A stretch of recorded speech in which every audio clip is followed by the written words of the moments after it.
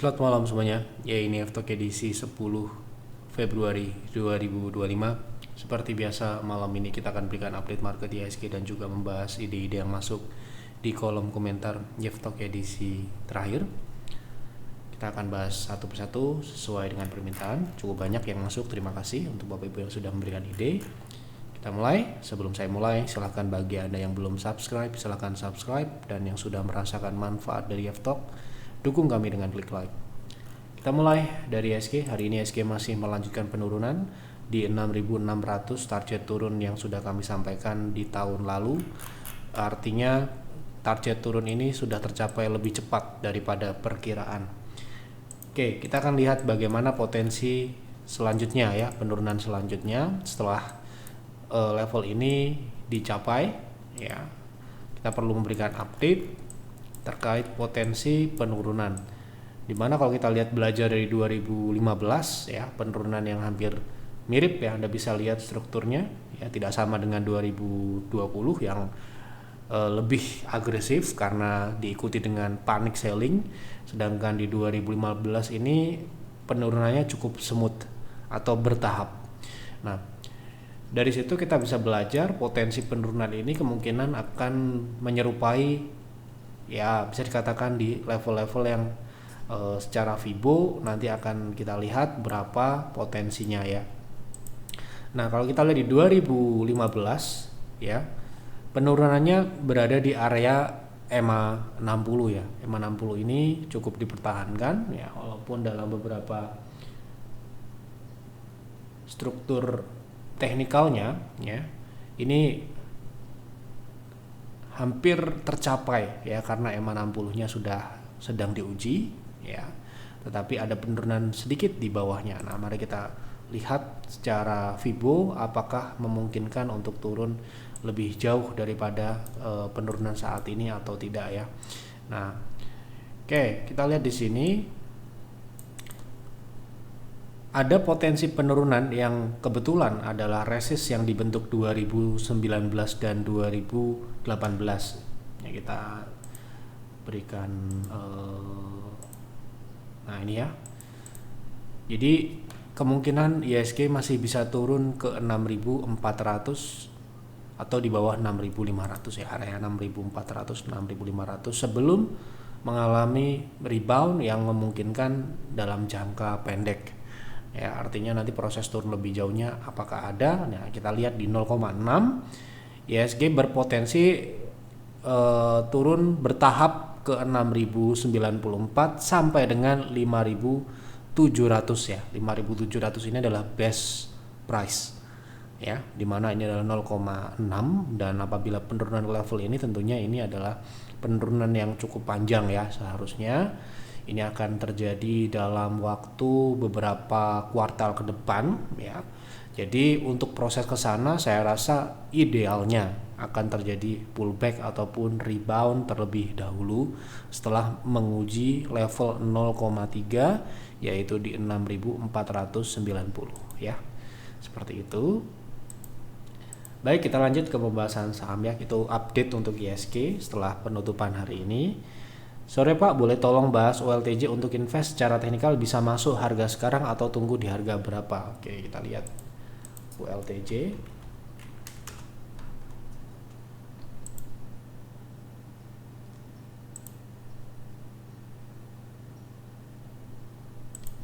Oke, untuk OLTJ sebentar ya, ini masih sedikit ada proses loading dengan indikator. Kalau kita lihat di sini, kita pelajari beberapa tahun terakhir, EMA 60 cukup menentukan area base price-nya ya. Jadi dua kali setidaknya di tahun 2022, kemudian di tahun 2020 ya, kuartal 1 ya, dan kuartal 4 ini adalah momentum untuk melakukan akumulasi saham OLTJ ya. Secara teknikal saat ini sepertinya sudah berada di area yang cukup ideal ya untuk melakukan akumulasi secara bertahap dengan tujuan investing ya. Seperti itu. Oke, IHSG masih belum bisa rebound. Jangan berharap untuk pullback dulu karena masih berpotensi turun ke level 6.100-an. Oke. Ya, kita lihat ya gitu. Boleh ya memberikan analisa apa namanya ataupun pandangan yang berbeda juga boleh, dan semuanya benar ya, bisa benar semua ya. Jadi saya sangat senang kalau ada yang memberikan prediksi ataupun analisa di kolom komentar, nanti kita bisa bahas sesuai dengan pembahasan yang diminta, dan juga kebetulan ada yang memberikan ide, nanti kita akan lihat. Kalau tadi kita lihat di IHSG potensinya masih berpotensi untuk pullback dulu ya sebelum ke target lebih dalam dari 0,3 seperti itu ya. Nanti siapa yang benar ya kita akan lihat. Baik, kita lanjut ya. Pak F, tolong bahas PTRO untuk trading. Oke, kita lihat PTRO sepertinya masih mengalami rebound ya setelah turun cukup signifikan. Untuk trading ini cukup beresiko ya saya rasa, dengan grup Barito yang saat ini sedang digoreng turun seperti yang kami bahas kemarin. Potensi trading di saham ini ya secara upside terbatas ya di 3.760 sampai dengan 3.800, itu sekitar 8,5%. Namun kita perlu juga tahu resikonya ini lebih besar, yaitu di 2.860. Misalkan Anda trading di saham ini bisa, tetapi konsekuensinya adalah apabila tidak disiplin ya potensi turun itu bisa minimal menjadi resikonya ya, resiko minimal secara teknikal. Jadi kalau saran saya ya sementara ini saya akan mengambil pilihan yang lainnya gitu ya. Tadi ada beberapa di private trading room pun masih tidak berhubungan dengan saham big caps maupun saham yang bisa dikatakan berpotensi menekan penurunan indeks ya, itu masih kita hindari sambil menunggu sinyal rebound dari indeks. Karena nanti kalau misalkan technical rebound ataupun pullback IHSG kemungkinan besar akan didukung oleh saham grup Praigo ya tentunya, karena yang menghajar turun ataupun menekan penurunan beberapa waktu terakhir ini adalah saham BRN dan juga saham yang lain satu grup gitu ya. Jadi mungkin sudah bisa mulai diperhatikan ya untuk trading, tetapi untuk PTRO khususnya PTRO hari ini sudah mengalami rebound dengan upside yang sudah mengecil ya 8% dengan downside yang lebih besar. Artinya kalau saya mungkin akan lebih memilih menunggu momentum swing untuk saham BRN seperti itu. Selamat malam Pak F, apakah INKP layak untuk investasi? Kalau iya baiknya masuk di berapa? Terima kasih. Oke, kita lihat ya update terakhir fundamental saham INKP. Apakah fundamentalnya saat ini sudah masih layak atau tidak gitu ya. Nah, kita lihat di sini laporan terakhir kuartal 3 2024 dia mencetak rugi bersih 831 billion ya, artinya hampir 1 T kerugian di kuartal 3, yang mana potensi di pertumbuhan di 2024 ataupun laporan di tahun 2024 ini masih potensi melanjutkan penurunan yang terjadi di 2023 dan sepertinya akan berlanjut di 2025 ya. Jadi sementara ini untuk perlu kita perhatikan adalah kinerja yang berlanjut turun ini. Kalau misalkan terjadi koreksi masih wajar, katakanlah di bawah 10% ataupun di bawah ini ya, kita lihat di sini bisa di bawah 10% itu masih wajar. Tapi kalau penurunan bisa sampai dengan di atas 20%, itu adalah koreksi yang cukup signifikan. Dan secara profitabilitas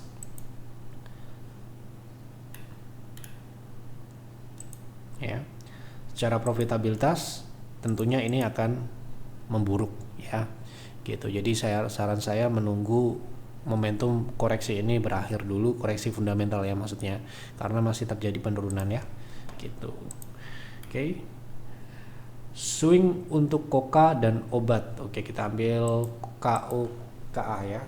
KOKA untuk swing. Oke, sekarang ini yang berjalan swing turun ya. Kalau kita lihat di sini swingnya sudah berjalan sejak akhir bulan kemarin. Berarti jika swing turun ini sedang berjalan, kita harus menunggu di area support yang memungkinkan sebagai akhir dari swing turun ya. Nah, Oke, kita lihat di sini potensinya adalah masih menguji support ataupun resist sebelumnya yang sekarang ini kemungkinan akan bertindak sebagai support di 104, support baru ya. Area sampai dengan 97. Jadi tunggu di area tersebut. Baik, cukup.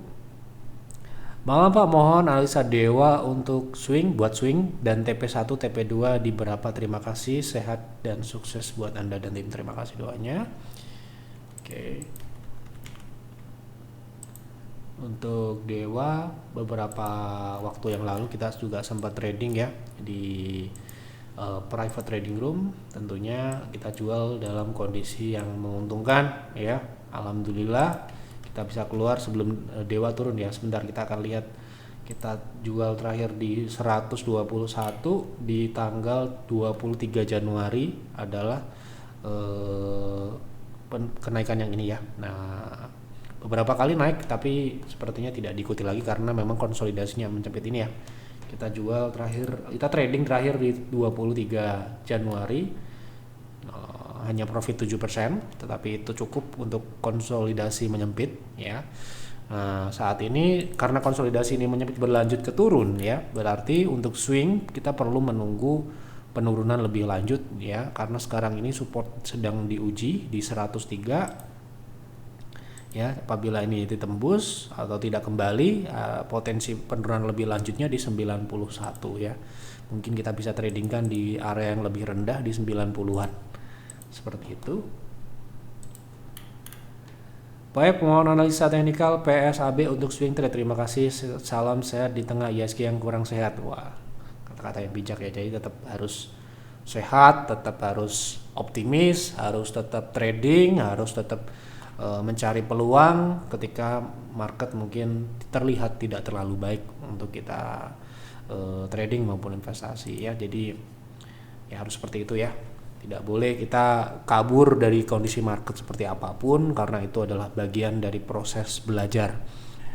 Ya, semakin banyak Anda belajar dari penurunan IHSG, semakin akan Anda bisa mendapatkan upgrade ya, skill maupun teknik-teknik yang mungkin Anda akan temukan. Cara mencari saham yang berpotensi naik ketika market turun itu akan Anda dapatkan ketika kondisi seperti sekarang ini ya. Dan faktanya kita sudah sampaikan dan buktikan ya, ketika market turun pun alhamdulillah ya, dengan segala usaha yang kita lakukan kita diberikan kinerja yang lebih baik dan positif, tetap positif gitu ya. Oke. Saat ini kita lihat dari polanya sedang potensinya membentuk high low ya, karena terakhir dia breakout dan sedang menguji support baru ya, support di 250 atau 248. Jadi kalau misalkan ini nanti ada rebound di atas 264, Anda bisa ikuti dengan stop loss di 246 atau 248 dengan target di 302 ya. Jadi ini tinggal nunggu ada rebound minimal di 264, Anda bisa masuk ya. Setelah itu bisa TP di terdekat di 300 ya, lanjutan bisa sampai dengan 420.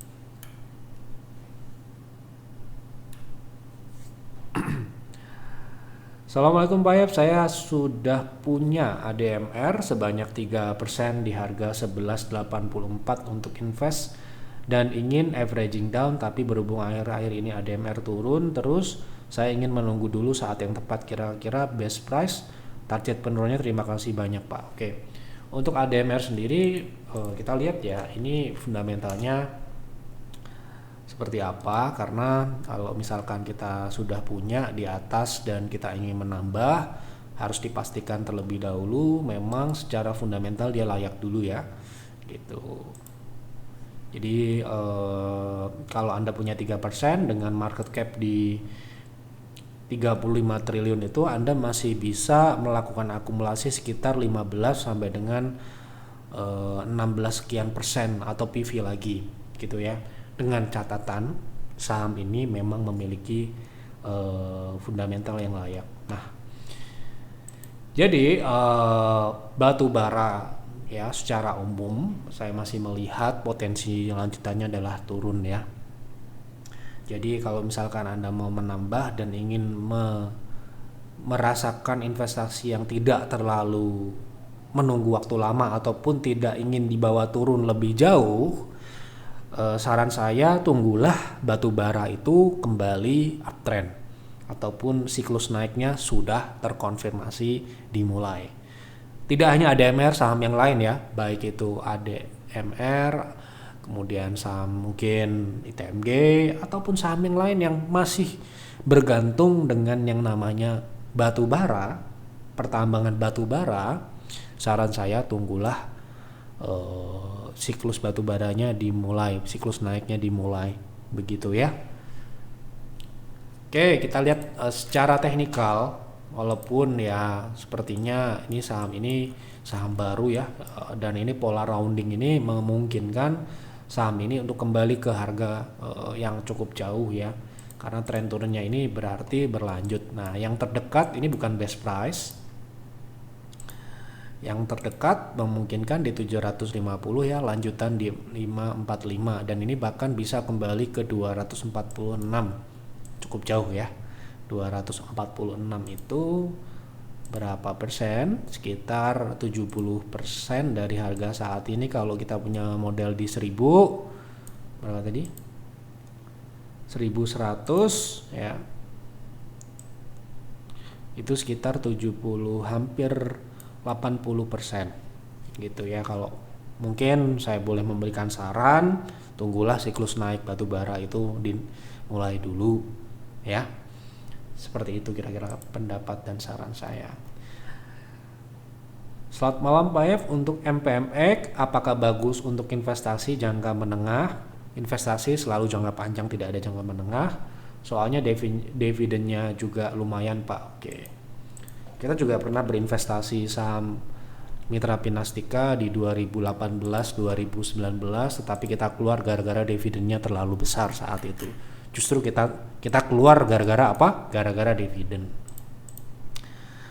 Jadi kalau Anda mencari dividen ya dari saham ini gitu ya, kita lihat dari fundamental dulu ya, karena dividen itu tidak bisa lepas dari kinerja fundamental ya, dimana yang kita harapkan dividen itu bersumber dari sebuah bisnis ataupun bukan dari aktivitas non operasional ataupun kita biasa sebut tidak organik.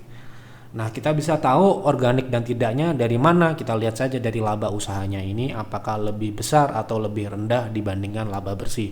Jika laba bersih lebih besar daripada laba operasi, sudah pasti itu bukan dari aktivitas usaha ataupun aktivitas bisnis, yang mana dividen yang dihasilkan itu kemungkinan besar tidak akan dapat berulang sebesar yang sama ya dibandingkan di tahun ketika terjadi sebuah laba yang tidak wajar di atas laba usahanya gitu ya. Ini yang kita lakukan di 2019 atau 2018, saya lupa, coba saya cek dulu ya, karena saat itu secara fundamental Mitra Pinastika cukup layak invest ya, sehingga ya pasti layak invest menurut kami, karena kami pun juga pernah melakukan investasi di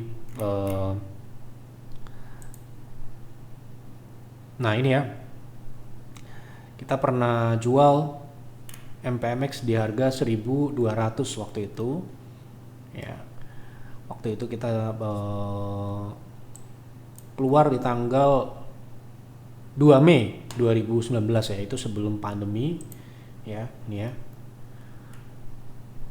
di 1.295 di bulan Mei. Sebentar, saat itu sepertinya akan dividen ya. Ini ya. Nah, jadi 2019 Mei itu adalah puncak kenaikannya. Ya, jadi kita justru menghindari dividen karena kita memang kebetulan tidak mencari dividen, dan juga dividen yang kita lihat dari MPMX ini adalah dividen yang anorganik gitu ya, yang kita tidak mau gitu ya. Sekali lagi, semua orang boleh memilih, oh saya tidak peduli mau organik apa enggak, saya tetap akan beli karena dividennya besar. Oh, itu berarti hal yang lain gitu ya. Nah, jadi saat itu dividennya cukup besar ya. Kita lihat dulu ya. kita merealisasikan ini ya. Nah, ini tahun 2018 ini dividen yang diberikan di tahun 2019 ya. Gitu. Sebesar Rp480. Ya, Anda lihat langsung terjadi penurunan seperti ini yang kita tidak harapkan dalam dividen investing. Ketika kita mendapatkan dividen yang sangat besar, ya, di waktu yang akan datang dividennya tidak sebesar itu. Ya. Itu kalau kami, sekali lagi kami tidak berinvestasi pada dividen yang besar-besaran, tapi dividen yang mudah dikalkulasi dan konsisten. Ya. Kalau Anda mau cari dividen yang besar, tentunya saham pertambangan saat mereka siklusnya naik ya besar, tetapi setelah siklusnya naik selesai, dividennya ya akan turun kembali gitu. Nah, itulah sekali lagi setiap orang punya selera ya, kalau ini bukan selera kami. Makanya di tahun 2019 di bulan Mei sebelum MPMX jatuh dari 1.400 1.300 ini ya, kami lebih memilih capital gain daripada dividen, karena capital gainnya waktu itu itu kita dapatkan sekitar 45%. Ya lumayan, tidak besar banget, tetapi daripada kita mendapatkan dividen kemudian sahamnya turun jauh ya ke bawah, karena setelah dividen MPMX turun sampai dengan 320 per lembar. Jadi itu capital loss-nya sudah lebih besar dibandingkan dividen yang diberikan. Inilah yang dinamakan dividend trap. Ya. Dividend trap itu ada pada dividen yang abnormal. Jadi kita harus tahu dividen ini normal atau abnormal. Ya. Itu kita harus tekankan, jangan mudah tergiur dengan dividen besar, keuntungan cepat dan sebagainya. Ya. Ya, kemungkinan ya Anda akan terkecoh ya, dan risiko yang harus Anda bayar lebih besar dibandingkan apa yang Anda dapatkan. Ya, silakan Anda survei investor-investor yang dalam tanda kutip nyangkut di saham batubara karena beli di pucuk mengharapkan dividen besar. Saat ini mungkin sudah banyak ya, dan terpaksa menjadi investor jangka panjang walaupun dibawa turun. Ya, tetapi saya nggak mau ngejudge itu salah, itu sudah pilihan dan itu harus siap dengan konsekuensinya. Itu ya, kalau dividen kita lebih memilih yang kita bisa kalkulasi pertumbuhannya, potensinya seperti apa dibandingkan yang seperti MPMX ini. Ini sekali lagi selera, setiap orang punya pilihan dan tidak harus sama dengan kami, dan kami pun tidak mengklaim paling benar dan paling untung di bursa saham ya. Anda bisa lihat sendiri kinerja kami dalam beberapa tahun terakhir ini, dalam beberapa waktu. Anda bisa nilai sendiri, saya nggak mau ngeklaim dan ini A, B, C, D, E. Anda bisa nilai sendiri ya, gitu. Anda mau pakai boleh, nggak juga nggak apa-apa. Itu kalau dividen investing kira-kira advice saya seperti itu ya. Pengalaman saya baru 12-13 tahun di market, jadi mungkin sangat masih sedikit. Oke.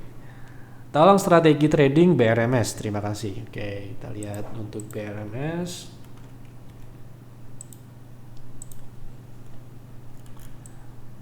Oke, untuk trading kita lihat ya, untuk lihat tadi pergerakan saham Dewa, BRMS, dan mungkin juga Bumi pernah kita bahas kemarin. Saat ini masih bergerak di konsolidasi ya, koreksi konsolidasi cenderung turun. Mungkin masih bisa Anda tunggu di 350 sampai dengan ini sudah kita coba lihat potensi penurunannya hingga di 300 sampai 290 ya. Jadi swing turunnya ini masih berjalan, jadi untuk swing trade Anda harus menunggu di target turunnya. Baik. Kita lanjut ya.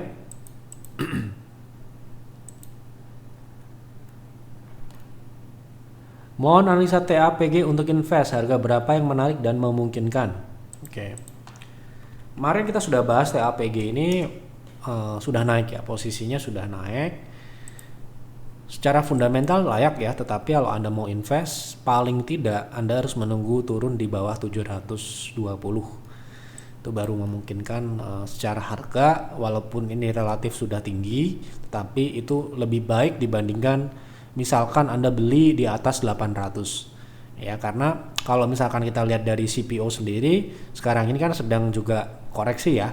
Koreksinya ini lebih jauh dibandingkan TAPG secara teknikal. Jadi kalau misalkan kita bicara level di 720 ini setinggi-tingginya kira-kira di sini untuk investasi ya. Oke. Malam Pak, izin tanya, antara WIFI sama PACK bagusan mana buat invest atau swing trade? Wah, nggak bisa, harus apple to apple ya. WIFI itu apa, PACK itu apa, itu harus apple to apple. Tidak bisa kita membandingkan BCA dengan saham bumi gitu ya, nggak bisa toh Pak ya. Jadi kalau kita mau compare itu harus apple to apple, satu industri, satu sektor seperti banking ya. Misalkan Anda compare BCA dengan BRI, pilih yang mana, nah itu bisa dibandingkan ya toh. Nah kalau WIFI ini kan sepertinya lebih ke apa namanya,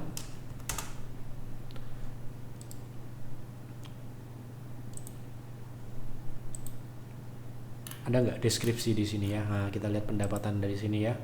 Nah ini kan advertising, kemudian telekomunikasi ya, berhubungan dengan internet lah ya. Sedangkan PACK apa? Coba saya juga nggak tahu. Kita coba lihat ya. Ini dari singkatannya sih ini lebih ke packaging ya, ataupun apa namanya, kita lihat di sini lebih ke plastik packaging. Nah berarti ya tidak bisa di compare ya, mana yang apa namanya, kita harus pilih gitu ya. Jelas ini nggak bisa di compare. Oke, gitu.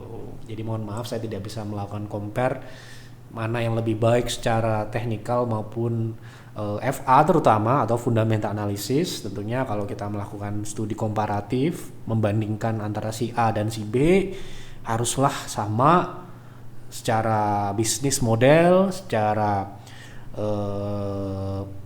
industri yang sedang diperebutkan, ekonomi yang sedang diperebutkan itu harus sepadan dan juga harus apa namanya, setipe. Jadi nggak bisa kita compare, kita melakukan komparasi misalkan ya, motor dengan mobil misalkan ya, itu nggak bisa. Misalkan sepeda dengan pesawat terbang ya, itu nggak bisa, ya itu sudah beda. Walaupun mungkin terlihat seperti sama-sama transportasi, tetapi itu tidak bisa di compare ya gitu. Jadi harus, misalkan kita mobil gitu ya, kita compare, misalkan kita mau beli ya, kita mau berinvestasi untuk moda transportasi, misalkan kita compare antara ya umumnya seperti mobil Pajero dengan Fortuner misalkan, bagus plus minusnya yang mana gitu ya, sekarang harganya bagus yang mana, nah itu bisa di compare. Itu analoginya ya. Saham pun seperti itu, kita harus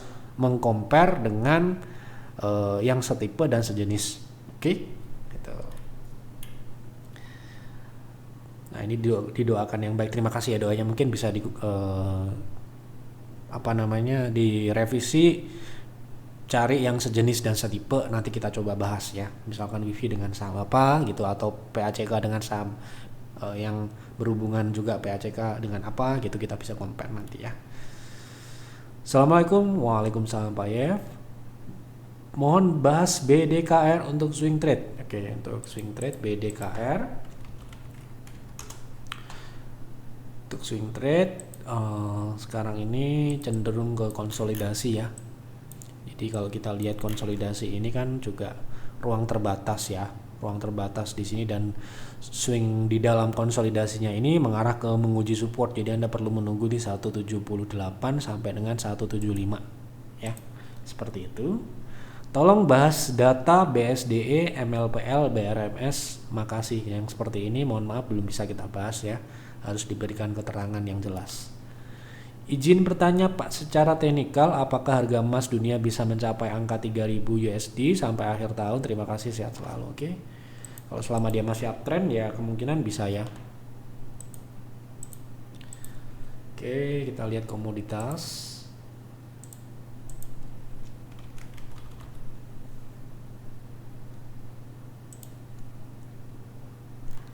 Ya ini hampir ke 3.000 ya.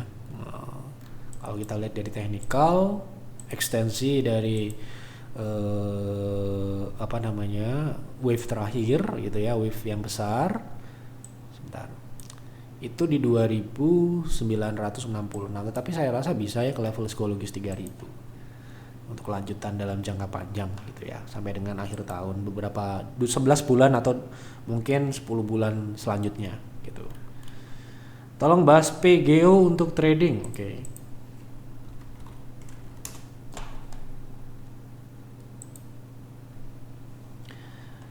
Untuk trading sekarang ini swingnya turun ya untuk trading, jadi perlu menunggu di target turun selanjutnya. Nah ini ya, kita harus tahu berapakah target turun selanjutnya. Yang terdekat di 845 ya, 845 atau 850, kemudian best price di 785 ya. Kalau dia rebound baru mungkin bisa diikuti dari level-level tersebut.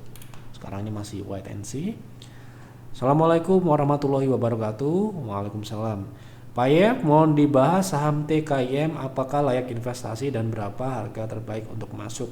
Sehat selalu Pak Yem dan tim, terima kasih doanya. Tadi sudah kita bahas Indah Kiat. Kita lihat TKIM. Oke, sama-sama turun ya, tren turun ya.